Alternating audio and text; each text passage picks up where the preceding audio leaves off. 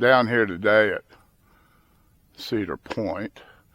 I'm going to do a couple of short videos today, and I know y'all can't see it, but probably about 400 yards down there. I passed them on the way in and they run in the woods, but they've come back out. But about 300 or 400 yards down there, there's 3 deer standing on the side of the road. In fact, there's one there that's only about 100 yards away that just come out and went back in real quick. Y'all, if you looked right there the other side of that fence, you could have seen him. I barely saw him.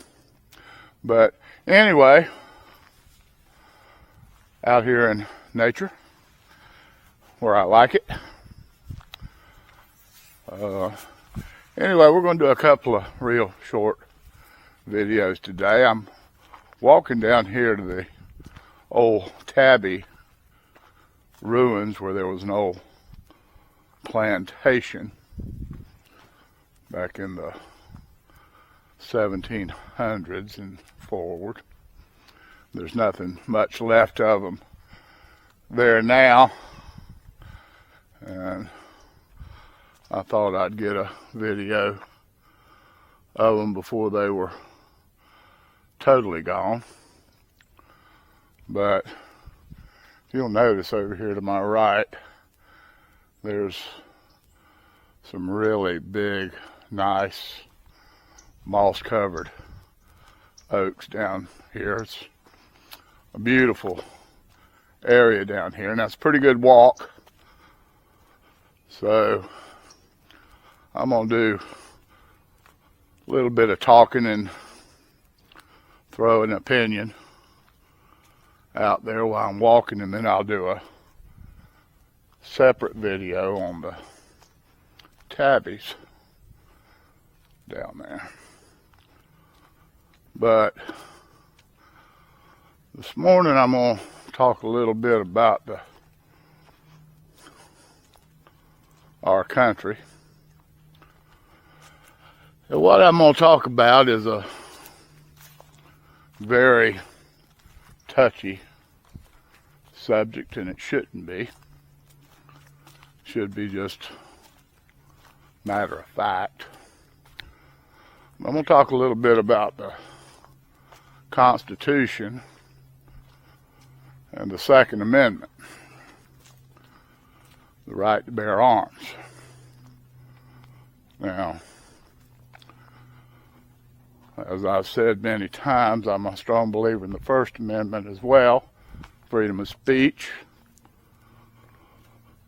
I've got an opinion on the Second Amendment, and I'm going to express my right to talk about it. You can have a different opinion if you want, or you can share mine if you want. That's your right to do so. Now, the Second Amendment was put in the Constitution for a specific reason. The newly formed United States had just went through a 8-year-long battle with Britain and gained their independence. And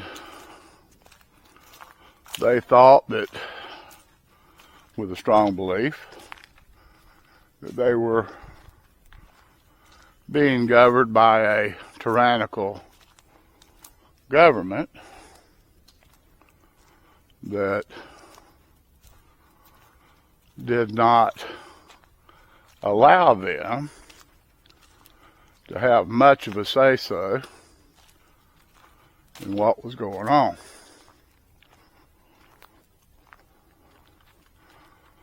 They were being taxed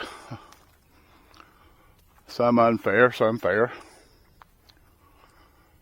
And Britain did relax some of the taxes, but they didn't relax all of them.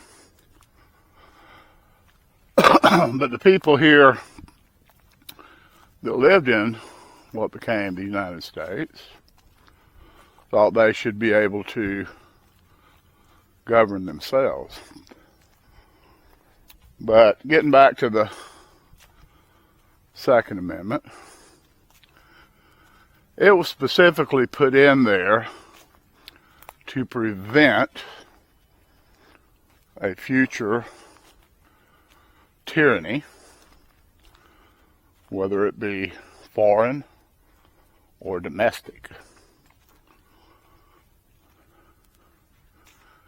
And it talks about a well-regulated militia. Now, a lot of people take that to mean, well, that's the National Guard. Well, yeah. But if you think about it,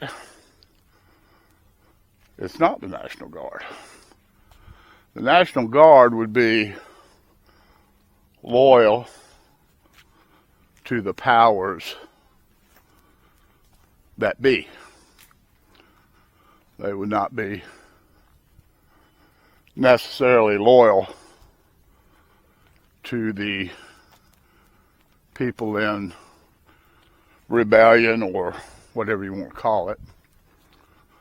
So I don't think they meant the militia in that way. I think they meant more of the what they would call radical militia groups today that were against tyranny. So I think it is not only your right to own a firearm for that purpose. I think it is your obligation as an American citizen to own a weapon of some type. Now, a lot of people would disagree with me on that. But, like I say, that was put in there because they had just went through a long, bloody war with Britain.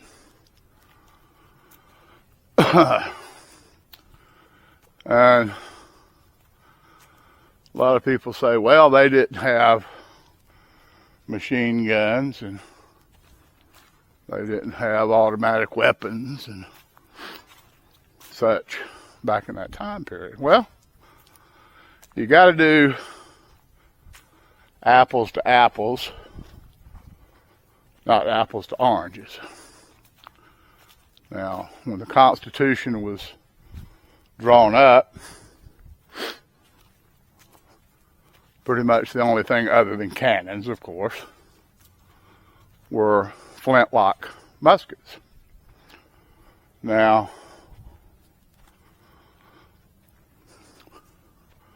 both sides had flintlock muskets.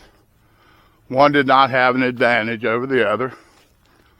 One side didn't have a flintlock and the other side have breech loaders.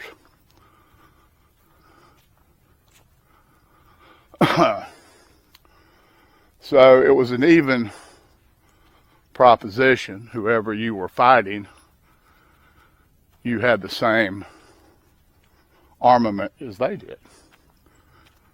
See, that would be true in the same way today.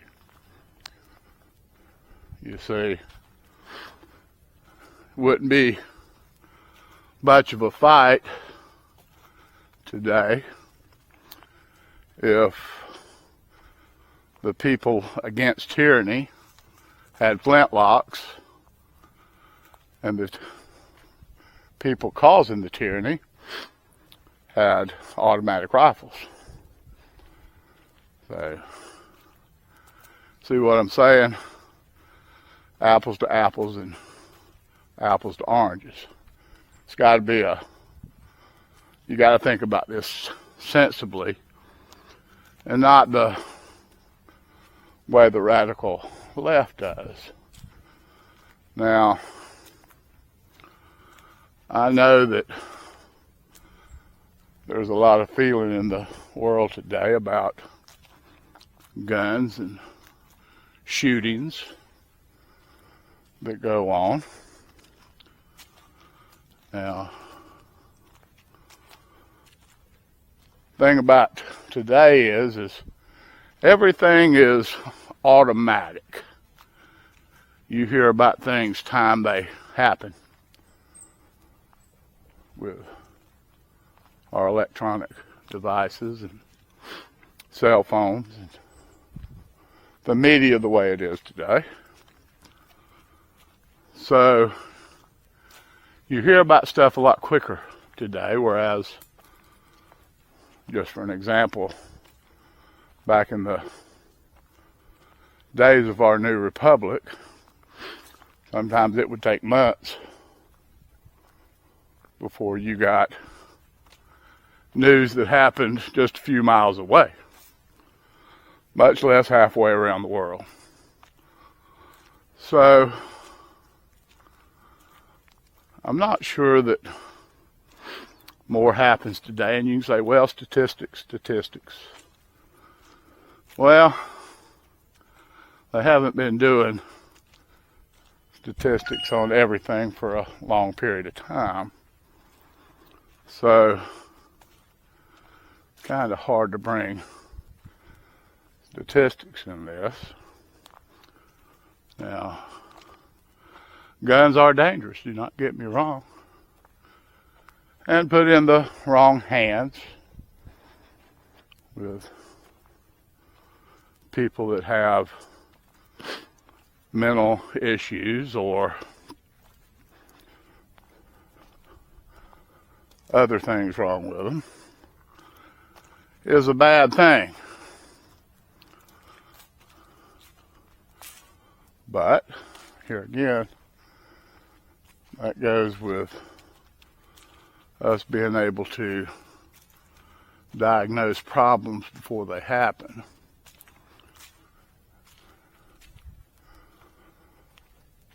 But I still believe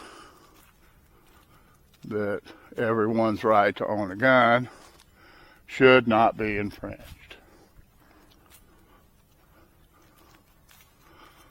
So, you can agree with me or not agree with me. I respect your opinion. And I'll sit down with you and I'll debate the issue with you. But I'm not going to fault you for your opinion, because that's your right to have an opinion and to express your opinion. So, like I say, the Second Amendment needs to be recognized and kept as it is. It doesn't need to be changed. It doesn't need to be done away with. It needs to stay just like it is.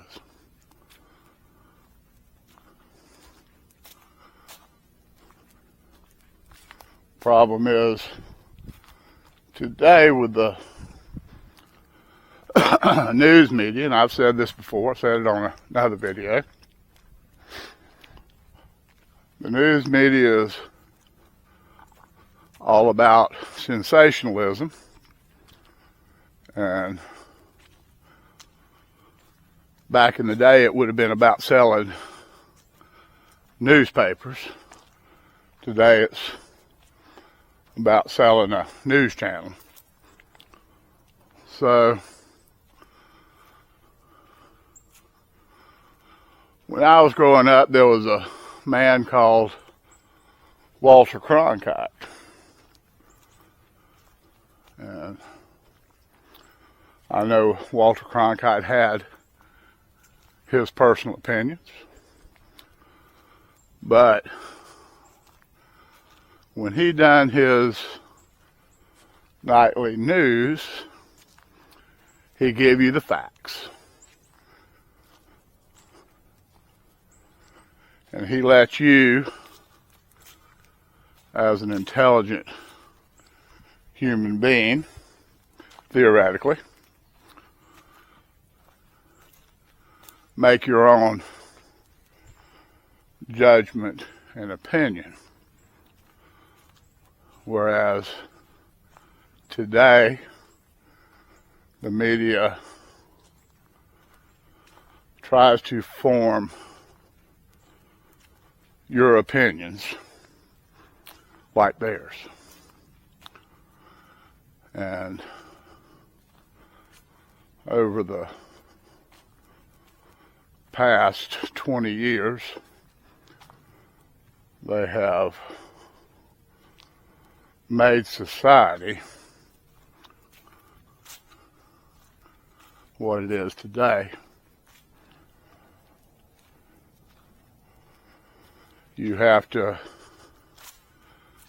wear the clothes they say to wear, drive the car they say to drive, and whatever it is they're selling, whether it be an item in particular or an idea, that's what they want you to do. Now that's all part of the, in my opinion, the New World Order, where everybody's supposed to be nice little robots and do whatever you're told to do. You're not supposed to ask questions. You're not supposed to rebel. You're supposed to just do what they tell you to do and shut up about it. So there'll be a time, in my opinion, where this is all going to come to a head, and the people of America are going to say that we've had enough. We're going to do something about it. Or people are just going to become so brainwashed and indoctrinated that we're going to go down that slippery slope, as they call it. We're going to slide right into oblivion and not be the country that we should be. So I'm going to leave it at that. Like I say, we're not far from the Tabby down here. So I'm going to cut this one off, and we'll start up another video here in a minute with the Tabby down here. So as always, I appreciate y'all visiting my channel and spending a little bit of time with me. Like, subscribe, comment. I'd appreciate it. So with that, I'm going to tell y'all to have a good day, and as usual, God bless you.